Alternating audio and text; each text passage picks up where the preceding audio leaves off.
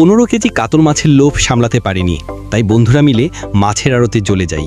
ওইখান থেকে সব থেকে বড় মাছ, যেটার ওজন সব থেকে বেশি, সেই মাছটা আমরা পছন্দ করি। বন্ধুরা মিলে সিদ্ধান্ত নিলাম এই মাছটা আমরা নিজেরাই কাটব। মাছ কাটায় সহযোগিতা করেছে বাঁধন, উত্তম এবং মিলন, অরজিৎ। মাছ কাটা শেষে এসেছে প্রশান্ত এবং ভিডিওতে ছিলাম আমি।